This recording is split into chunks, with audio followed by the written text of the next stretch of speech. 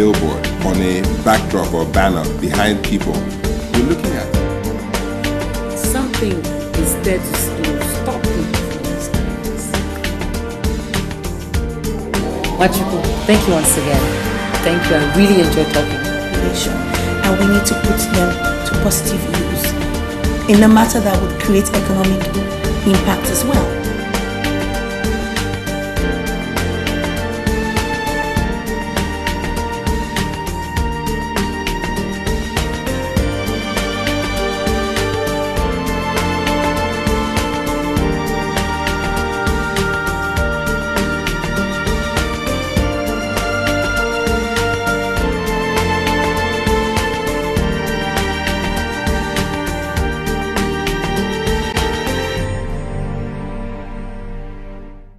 Hello and welcome to the Benny Uche Show.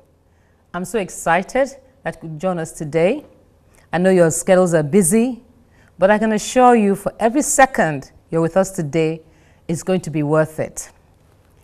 I have on the show today a friend, a fearless woman who has staked her life for many causes, and she speaks from the heart. My guest on the Benny Uche Show today is a transformational growth development consultant, a life coach, emotions therapist, marriage relationship counselor, a trainer, a speaker, a women's rights activist, and the founder of Acts Generation. She is a handful, but she's an interviewer's delight. Please join me in welcoming to the show today, Laila St. Mathew Daniel. Laila, welcome to the Benny Uche Show. Thank you for having me. At long last, I have you. Yes, of course, yes, finally. Thank you. Thank you so much for being here today. It's a pleasure. You're a woman of many parts, and the founder of Acts Generation. For you to have gone into being a woman's activist, an advocate, it'll be interesting to find out how this all came together.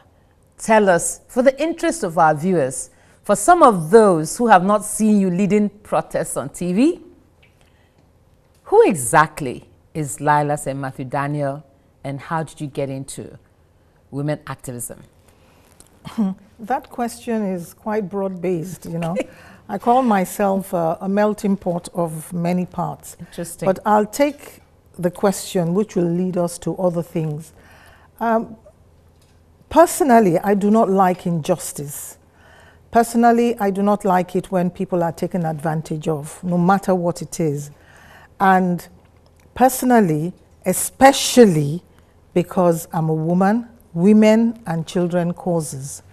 And so somehow I found myself I think it must be about 10 years now or 12 years now. I've always been vocal. I've always been someone who'd be the one to look after people, plead other people's causes. I'm always the one people will come to report cases, and I'll take it upon myself to go. So I wasn't surprised when suddenly I had this desire to do more. And I always say that when you are focused on God, the God factor, He will always give you your mandate, your purpose, no matter how far you've been going back and forth. At a certain point, you will zero into your path. And I found that my path became empowerment, motivational, inspirational, and everything that I do, whether it be as a life coach, it be as a trainer, speaker, it always gravitated towards empowering people, especially the women and the girl child. So I just found that whenever there were things, controversial issues, I felt very, very passionate about it. My passion would override any anxiety or fear that would manifest as a human being. And I'd take the lead and activate certain things. And I'll find myself either on the road or being very vocal in areas where they needed somebody to talk. So that is how I got gradually into that field. And you see, a lot of people, it's not because they are cowards. A lot of people know what is right and wrong, but we are all gifted with different things. And so they would always, you know, ask me to move ahead. Having said that, I'm sure there's some element of education or some academic studies that has helped you through. Tell us a little bit about that. You know, maybe courses or what you studied in school. How has this been helpful to this path? Yeah, my baseline is business and administration. I'm a process person. Most people know it. I will process so much as processing, even when my kids were babies, how they would feed, the time they would feed, so that they don't become a problem for me as a mother. So everybody knows and knew I'm a process person. But when I found myself going into training was when I started asking questions why people found it difficult to internalize instructions. You would tell them what to do now, they will tell you yes, we would. They would do it for a short while and revert back to status quo. And it used to get me very, very upset, and sometimes I used to feel it's deliberate or they just don't want to do it. And at the point where I went, everything kind of came out, where I broadened out was about 10, 12 years ago. And I was in the hospitality industry as of that point, helping to put forth processes and procedures, and found that every time I tried to train them, there was a problem. Then I realized that everything has to do with beliefs and mindsets, foundational errors, and what can I do about this? You can you can train till you are blue in the face. So I had to go for life coaching psychology training to be able to get past the gateway into the subconscious. That is where our character is. And I had to do what we call neuro-linguistic programming. That's the language of the brain. Because for you to change people or have transformation done, you must be able to speak something into the brain to let the person know that, look, this is good for you. Because if they feel it's not good for them, they will clamp down. And I discovered that was the reason why most people will not internalize training. So these are the things that I went into to assist me in the professional side. Strange enough, Acts Generation is a gender-based organization focused on domestic violence and abuse. And all the emotional issues, traumatic issues, I now found that what I had trained myself in actually came to play there. Because there's no point rehabilitating a traumatized woman or a woman who has been hurt and pained, whether, even if she's not traumatized, maybe grief, maybe all sorts of things. If you cannot realign their mindset and their thought processes, if you cannot get them to see beyond their grief or their pain or their hurt so that they can be empowered and made to feel whole and able to do all they can as human beings. So that now came to play. So that's why I said I'm an all-rounder, you know, like a potpourri. Yeah. Wonderful. Well, you've been watching Laila St. Mathew Daniel speak to you on her journey with transformational growth and development. You're watching the Benny Uche Show. We'll be right back.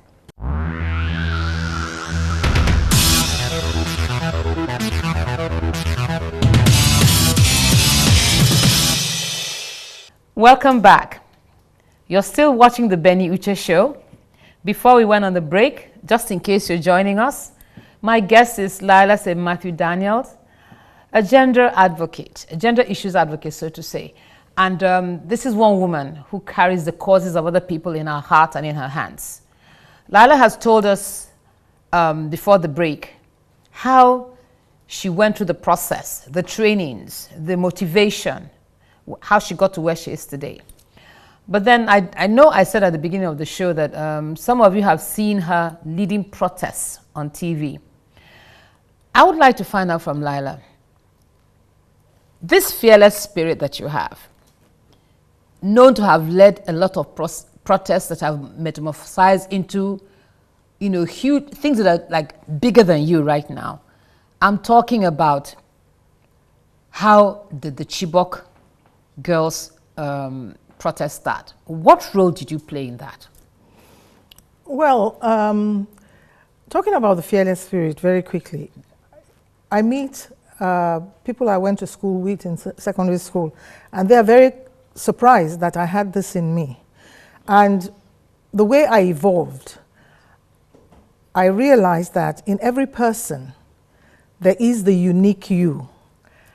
And sometimes that unique you might be put to the back, depending on the experiences that you've had, either parental experience, childhood experience, peer group experience, and then it's hidden.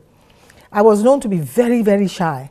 I was one of the people that when they say something, it's like, you know, you crawl under your chair as a teacher so that they won't point the finger out to you.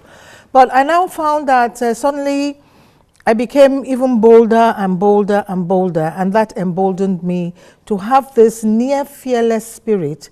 Nobody can have a full fearless spirit, because one of the things that enables us to exist in life is to have a bit of fear.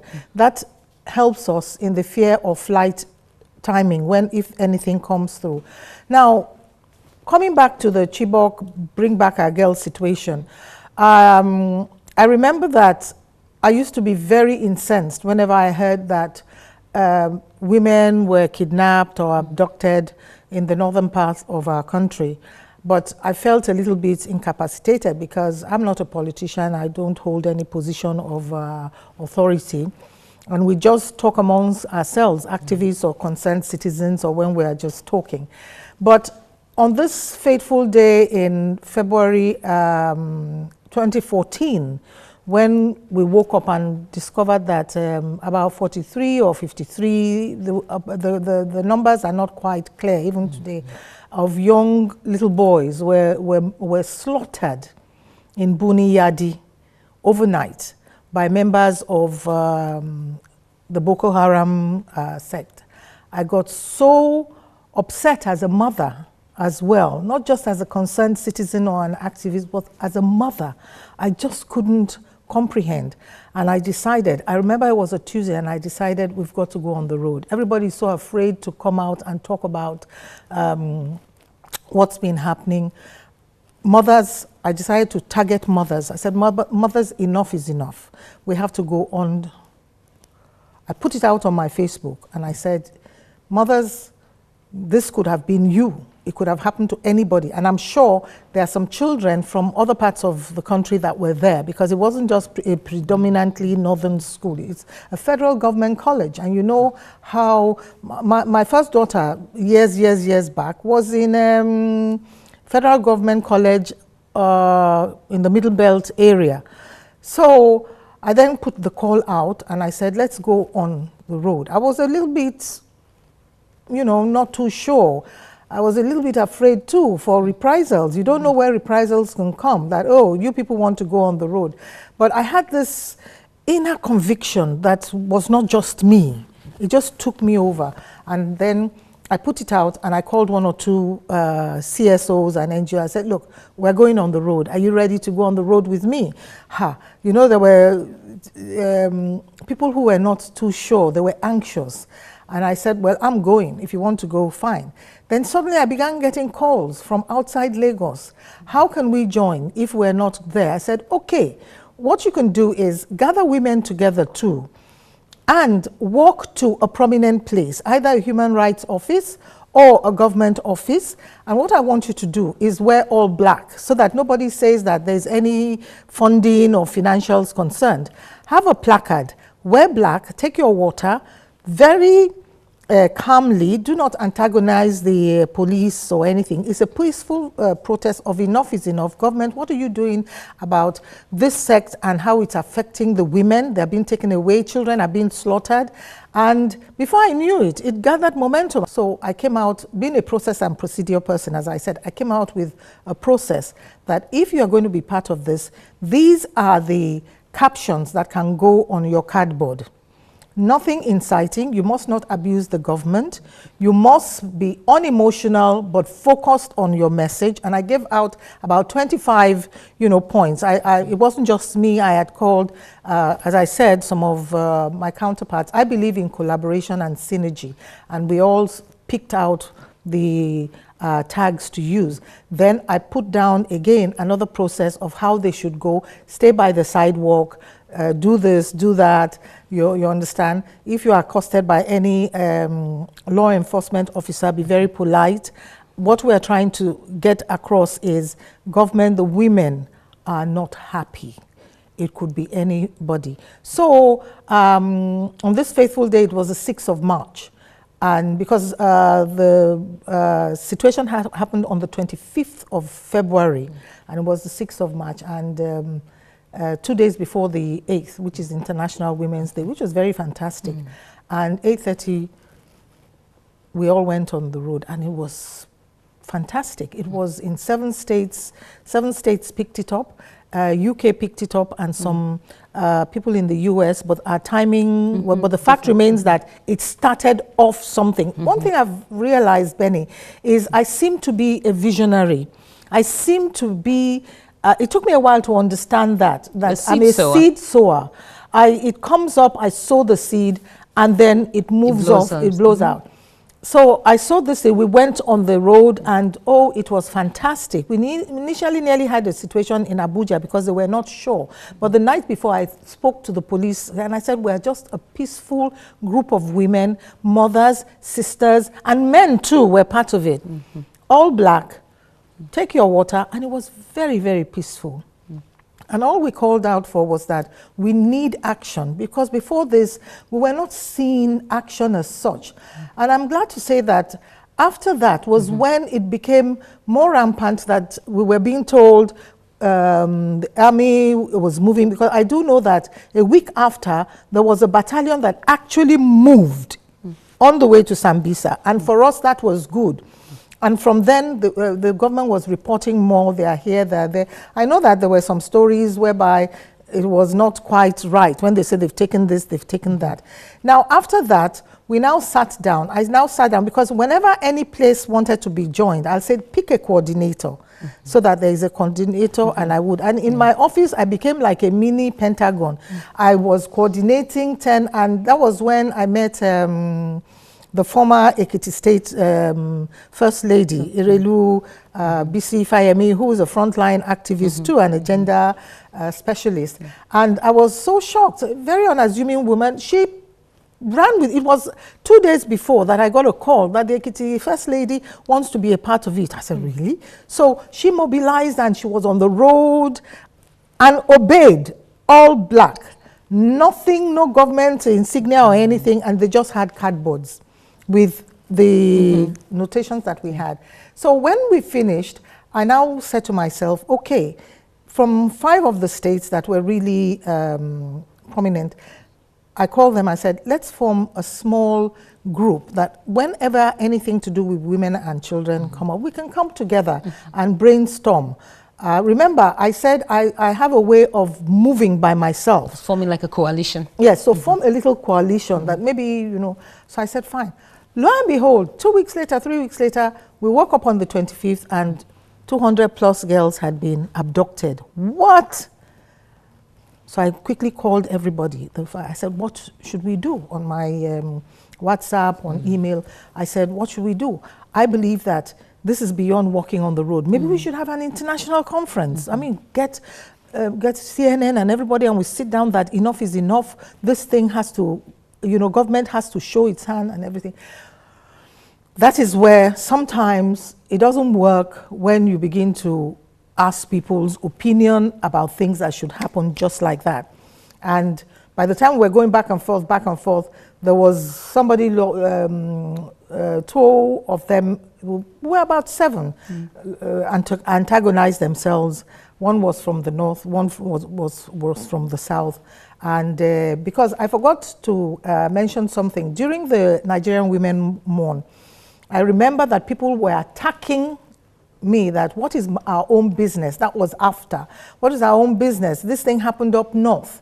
What's our own business? Why are the northern ladies not coming out? Luckily in Abuja, about 2-3 northern ladies had joined, you understand? And one of them called me up and said, it's not because they don't want to be vocal, but they need to be careful.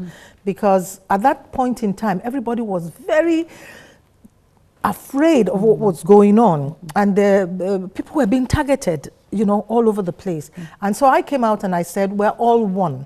Whether southern women or northern women come out, the fact remains that we're women, we're mothers, we're sisters, we have one role. And if one side is, for whatever reason, not able to speak as of that time, another side should be able to come out. I came out and I spoke on TV and I did that. So 1 or 2 of these women were with us, and before I knew it, there was a little bit of a controversy, and suddenly there was a little bit of anger, and the next thing I knew, one of them had put it out and said, oh, should we go on a walk, and or things like that. So, and now I didn't see it on time. So I called her in there. I said, what's happening here?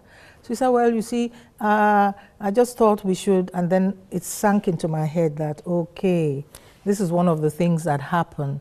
When some people see that things are moving at a certain pace, there is a tendency. So I kept my cool. Some people say I should keep my cool, and that so long as the focus was there. So we said, okay.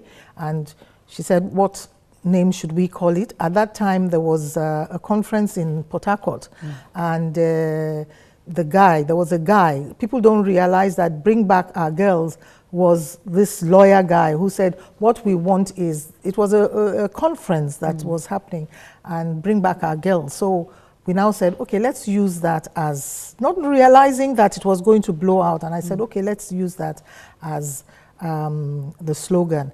And I was asked who should be in Abuja and who should be in Lagos, because it was the 2 areas that we thought we.